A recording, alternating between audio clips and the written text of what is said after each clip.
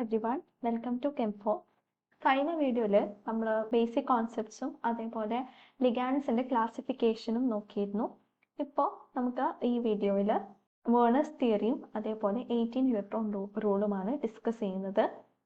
ആദ്യം തന്നെ നമ്മുടെ പീരിയോഡിക് ടേബിളിൽ ഈ ഒരു ഭാഗത്ത് ഈ ഹൈലൈറ്റഡ് ആയിട്ടുള്ള പോർഷനിൽ വരുന്ന കോമ്പൗണ്ട്സ് ആണ് കോർഡിനേഷൻ കോമ്പൗണ്ട്സ് എന്ന് പറയുന്നത്.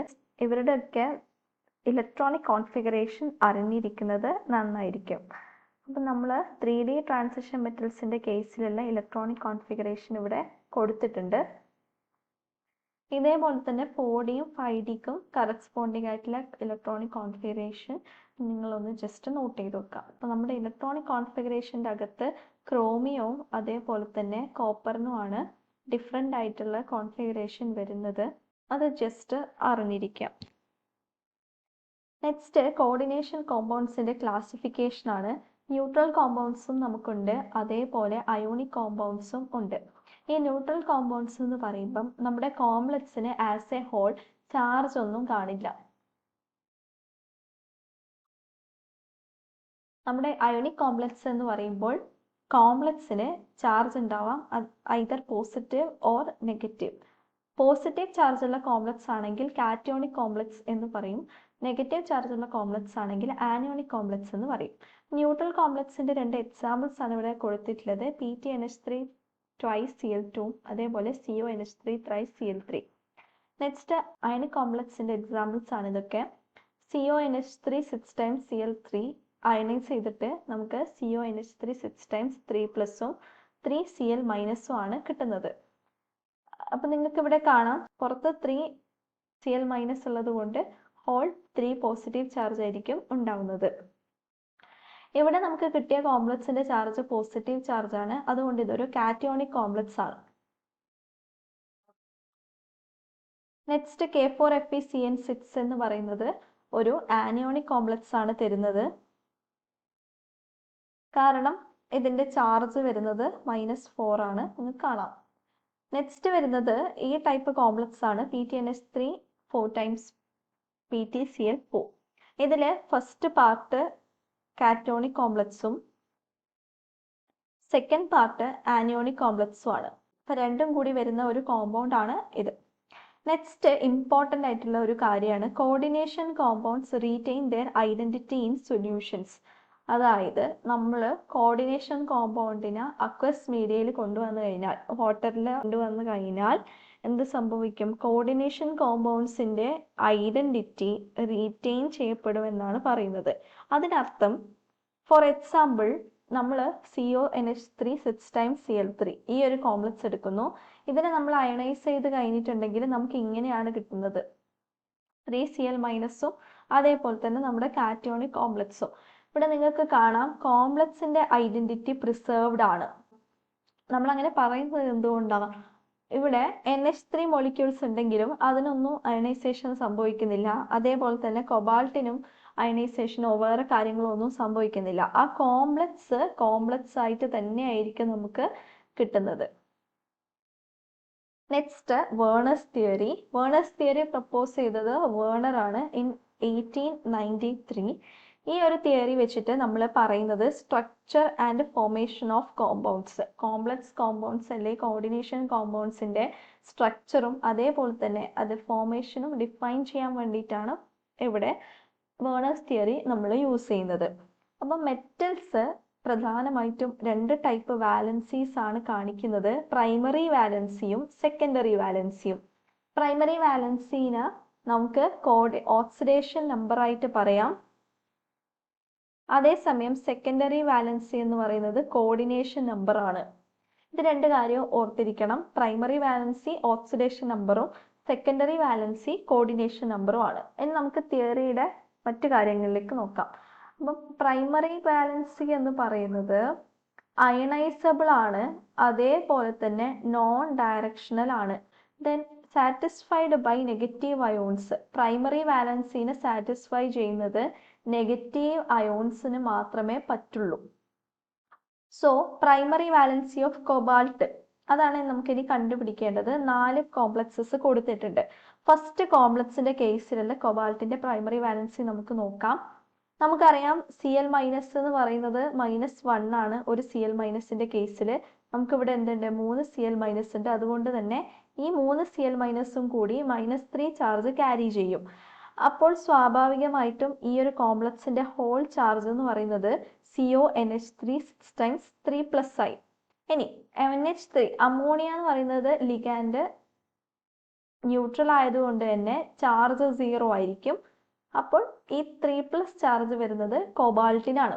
നെക്സ്റ്റ് കോംപ്ലക്സിന്റെ കേസിൽ നമുക്ക് 2 Cl മൈനസ് ആണ് പുറത്തുള്ളത്. സോ കോംപ്ലക്സിന്റെ ചാർജ് 2+ വരും.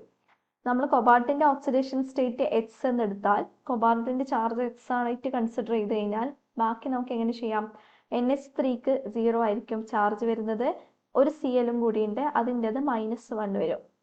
ഇതിന്റെ value will be equal to whole charge of the complex, that is +2.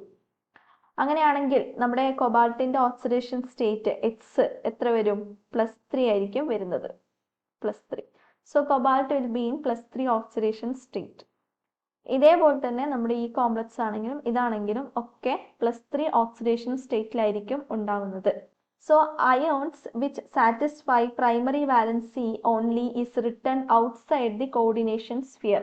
അപ്പം ഇവിടെ പറഞ്ഞിട്ടുള്ളത് പ്രൈമറി വാലൻസി മാത്രം സാറ്റിസ്ഫൈ ചെയ്യുന്ന കോമ്പൗണ്ട്സ് ആണ് കോർഡിനേഷൻ സ്ഫിയറിന്റെ പുറത്തുള്ളത്. പ്രൈമറി വാലൻസി ഓൺലി, അതായത് ഈ പുറത്തുള്ള അയോൺസ്, ഈ കേസിൽ Cl3 ആണ് പുറത്തുള്ളത്, ഇവിടെ ആണെങ്കിൽ Cl2 ആണ് പുറത്തുള്ളത്, ഇവിടെ Cl ആണുള്ളത്, ഇവിടെ ആരുമില്ല. ഓക്കെ, സോ ഈ അയോൺസ് ഉണ്ടല്ലോ, ഇവർക്ക് പ്രൈമറി വാലൻസിനെ മാത്രമേ സാറ്റിസ്ഫൈ ചെയ്യാൻ പറ്റുള്ളൂ. പ്രൈമറി വാലൻസിനെ മാത്രമേ സാറ്റിസ്ഫൈ ചെയ്യാൻ പറ്റുള്ളൂ. അതായത് നമുക്ക് ഈ പുറത്തുള്ള അയോൺസിന് മെറ്റലിന്റെ ഓക്സിഡേഷൻ നമ്പറിനെ ഇൻഫ്ലുവൻസ് ചെയ്യിക്കാൻ മാത്രമേ പറ്റുള്ളൂ. അതാണ് പറഞ്ഞിട്ടുള്ളത്. Then anions which satisfy both primary and secondary valencies are written in the coordination sphere. Coordination സ്ഫിയറിന്റെ അകത്തുള്ള ആൾക്കാർക്ക് പ്രൈമറി വാലൻസിനെയും സാറ്റിസ്ഫൈ ചെയ്യാൻ പറ്റും, സെക്കൻഡറി വാലൻസിനെയും സാറ്റിസ്ഫൈ ചെയ്യാൻ പറ്റും. കോർഡിനേഷൻ സ്ഫിയറിന്റെ അകത്തുള്ള ആളെന്ന് പറയുമ്പം ഇവിടെ NH3യും Clഉം ആണ്, പുറത്തുള്ള ആള് Cl ആണ്. സോ ഈ അകത്തുള്ള ആൾക്ക് ബോത്ത് പ്രൈമറി ആൻഡ് സെക്കൻഡറി വാലൻസിനെ സാറ്റിസ്ഫൈ ചെയ്യാൻ പറ്റും. Next, when a compound undergoes ionization in aqueous solution, the ions which satisfy primary valency are obtained. അതായത് നമ്മുടെ കോമ്പൗണ്ട് അക്വസ് സൊല്യൂഷനിൽ അയനൈസേഷൻ നടക്കുന്ന സമയത്ത് പ്രൈമറി വാലൻസി സാറ്റിസ്ഫൈ ചെയ്യുന്ന ആനിയോൺസ് ആണ് നമുക്ക് കിട്ടുന്നത്. അപ്പം നമ്മൾ ഫസ്റ്റ് പോയിന്റിൽ എന്താ പറഞ്ഞത്, പ്രൈമറി വാലൻസി മാത്രം സാറ്റിസ്ഫൈ ചെയ്യുന്ന അയോൺസ് കോർഡിനേഷൻ സ്ഫിയറിന്റെ പുറത്തായിരിക്കുന്ന പറഞ്ഞത്. അപ്പം നമുക്ക് അയനൈസ് ചെയ്യുമ്പോൾ കിട്ടുന്ന സ്പീഷീസ് എന്ന് പറയുന്നത് പ്രൈമറി വാലൻസി മാത്രമേ സാറ്റിസ്ഫൈ ചെയ്യുള്ളൂ. ഇനി സെക്കൻഡറി വാലൻസിനെ നമ്മൾ ഓക്സിലറി വാലൻസി എന്നും പറയും. ഈ auxiliary valency is satisfied by either neutral molecules or ions or anions or both. അതായത് നമ്മൾ നേരത്തെ കണ്ടു പ്രൈമറി വാലൻസി സാറ്റിസ്ഫൈ ചെയ്യുന്നത് ഓൺലി ആനിയോൺസ് ആണ്. ബട്ട് സെക്കൻഡറി വാലൻസിന്റെ കേസിൽ അങ്ങനെ നിർബന്ധങ്ങളൊന്നുമില്ല. അയോൺസ്, അതായത് ആനിയോൺസും ആവാം, അതേപോലെ തന്നെ ന്യൂട്രൽ മോളിക്യൂൾസിനും സെക്കൻഡറി വാലൻസി സാറ്റിസ്ഫൈ ചെയ്യാൻ വേണ്ടി പറ്റും. Species satisfying secondary valencies are not obtained by ionisation in aqueous media. Coordination നമ്പറിനെ സാറ്റിസ്ഫൈ ചെയ്യുന്ന അല്ലെങ്കിൽ സെക്കൻഡറി വാലൻസിനെ സാറ്റിസ്ഫൈ ചെയ്യുന്ന സ്പീഷീസ് ഒന്നും തന്നെ അയനൈസേഷനിൽ നമുക്ക് കിട്ടില്ല. അപ്പൊ നിങ്ങൾ നോക്കിയാട്ടെ, ഇവിടെ കോർഡിനേഷൻ നമ്പറിനെ സാറ്റിസ്ഫൈ ചെയ്യുന്നത് ആരാണ്? ഈ ഒരു എക്സാമ്പിളില് CONH3 6 ടൈംസ് Cl3, ഇതിലെ കോർഡിനേഷൻ നമ്പറിനെ സാറ്റിസ്ഫൈ ചെയ്യുന്നത് 6 അമോണിയ മോളിക്യൂൾസ് ആണ്. സോ കോർഡിനേഷൻ നമ്പർ എന്ന് പറയുന്നത് 6 ആണ്. നമ്മൾ പറഞ്ഞു കോർഡിനേഷൻ സ്ഫിയറിന്റെ അകത്തുള്ള ആൾ മാത്രമേ സെക്കൻഡറി വാലൻസിനെ സാറ്റിസ്ഫൈ ചെയ്യുള്ളൂ. അങ്ങനെയാണെങ്കിൽ കോർഡിനേഷൻ നമ്പർ 6 നമുക്ക് എങ്ങനെയാണ് കിട്ടിയത്? 6 അമോണിയ മോളിക്യൂൾസ് ഉള്ളതുകൊണ്ട്. സോ ഈ അമോണിയ മോളിക്യൂൾസ് ഒന്നും തന്നെ നമുക്ക് എന്ത് കിട്ടുന്നില്ല? അയനൈസേഷൻ കഴിഞ്ഞതിന് ശേഷം കിട്ടുന്നില്ല. അതാണ് ഇവിടെ പറഞ്ഞിട്ടുള്ളത്. Species satisfying secondary valencies are not obtained by ionisation in aqueous media. നമ്മൾ പറഞ്ഞു കോർഡിനേഷൻ നമ്പർ ആണ് ഈ സെക്കൻഡറി വാലൻസി എന്ന് പറയുന്നത്. അതുകൊണ്ട് തന്നെ നമുക്ക് എന്ത് പറയാൻ പറ്റും, ഈ സെക്കൻഡറി വാലൻസി അല്ലെങ്കിൽ കോർഡിനേഷൻ നമ്പർ ആണ് ആ ഒരു കോംപ്ലക്സിന്റെ ജോമെട്രിയെ ഡിസൈഡ് ചെയ്യുന്നത്. Secondary valency or coordination number decides the geometry of complexes. അതായത് സ്പേസിൽ എങ്ങനെ ഈ ലിഗാൻസ് ഡയറക്റ്റഡ് ആവും എന്നുള്ളത്, അല്ലെങ്കിൽ ആ കോംപ്ലക്സ് എങ്ങനെ സ്പേസിൽ കിടക്കും എന്നുള്ളത് ഡിസൈഡ് ചെയ്യുന്നത് ഈ സെക്കൻഡറി വാലൻസി അല്ലെങ്കിൽ കോർഡിനേഷൻ നമ്പർ ആണ്. ഇപ്പൊ ഈ ഒരു കേസിൽ monomolecules are distributed in such a way that the complex form an octahedral in space. So whole കോംപ്ലക്സിന് നമുക്ക് ഇങ്ങനെ ഡെപിക്ട് ചെയ്യാം. സോ കോർഡിനേഷൻ നമ്പറിനനുസരിച്ചിട്ടാണ് അതിന്റെ ജോമെട്രി ഡിസൈഡ് ചെയ്യപ്പെടുന്നത്. ഇവിടെ നിങ്ങൾക്ക് കാണാൻ പറ്റും, കോർഡിനേഷൻ നമ്പർ അല്ലെങ്കിൽ സെക്കൻഡറി വാലൻസി 2 ആണെങ്കിൽ നമ്മുടെ കോംപ്ലക്സ് ലീനിയർ ആണ്, 3 ആണെങ്കിൽ ട്രയഗണൽ പ്ലാനാർ ആണ്, 4 ആണെങ്കിൽ ടെട്രാഹെഡ്രൽ അല്ലെങ്കിൽ സ്ക്വയർ പ്ലാനാർ ആയിരിക്കും, 6 ആണെങ്കിൽ നമ്മൾ കണ്ടു ഒക്ടാഹെഡ്രൽ ആണ്. കൺക്ലൂഡ് ചെയ്ത് പറയുകയാണെങ്കിൽ പ്രൈമറി വാലൻസി അല്ലെങ്കിൽ ഓക്സിഡേഷൻ നമ്പർ എന്ന് പറയുന്നത് അയോണൈസബിൾ ആണ്. അതേപോലെ തന്നെ satisfied by species both inside and outside the coordination sphere.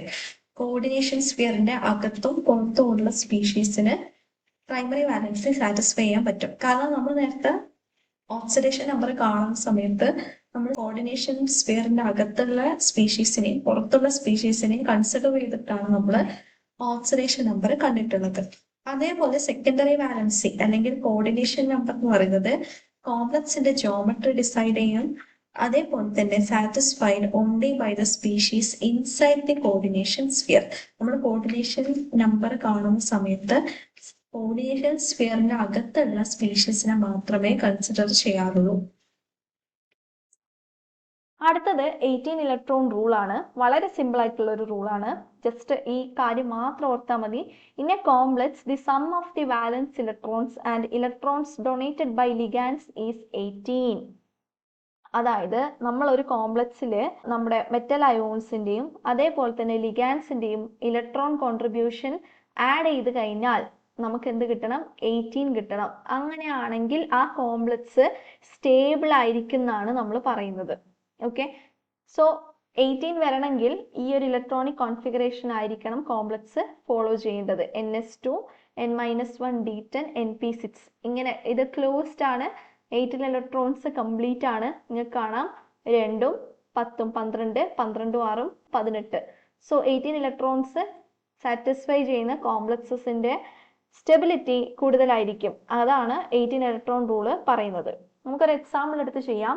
CONH3 6 times 3+. ഈ ഒരു കേസിൽ നമ്മുടെ CONH3 6 times 3+ന്റെ അകത്ത് നമ്മൾ ഓൾറെഡി കണ്ടു കോബാൾട്ട് എന്ന് പറയുന്നത് +3 ഓക്സിഡേഷൻ സ്റ്റേറ്റിലാണ്. സോ കൊബാൾട്ട് ഗ്രൗണ്ട് സ്റ്റേറ്റിലായിരിക്കുന്ന സമയത്ത് 4s2 3d7 ആണ് അതിന്റെ കോൺഫിഗറേഷൻ വരുന്നത്. ഇനി +3 ഓക്സിഡേഷൻ സ്റ്റേറ്റ് ആകുമ്പം 2 ഇലക്ട്രോൺസ് s ഓർബിറ്റിൽ നിന്നും പോയി, അതേപോലെ തന്നെ d ഓർബിറ്റിലുള്ള ഒരു ഇലക്ട്രോണും കൂടി പോയി. അങ്ങനെ മൊത്തം 3 ഇലക്ട്രോൺ പോയി. അതാണ് 3+ ചാർജ് വരുന്നത്. സോ 3d6 ആയിരിക്കും കോൺഫിഗറേഷൻ വരിക. So cobalt can contribute 6 വാലൻസ് electrons towards the complex formation. അടുത്തത് നമ്മുടെ ലിഗാൻഡ് ആണ് NH3. അമോണിയ നമുക്കറിയാം, ammonia is A neutral molecule with a lone pair electron. അപ്പോൾ ഈ ലോൺ പെയർ കോൺട്രിബ്യൂട്ട് ചെയ്തിട്ടാണ് ഇവർ കോംപ്ലക്സ് ഫോം ചെയ്യുന്നത്. So 1 ammonia can contribute 2 electrons. അങ്ങനെയാണെങ്കിൽ 6 ammonia can contribute 6 × 2 12 electrons towards the complex formation. അപ്പം total നമുക്ക് 18 electron കിട്ടി. സോ ഈ ഒരു complex CONH3 6 times 3+ follows 18 electron rule. Next FeCN 6 times 3 - 18 electron rule obey ചെയ്യുന്നുണ്ടോ ഇല്ലയോ എന്നാണ് നമ്മൾ നോക്കുന്നത്.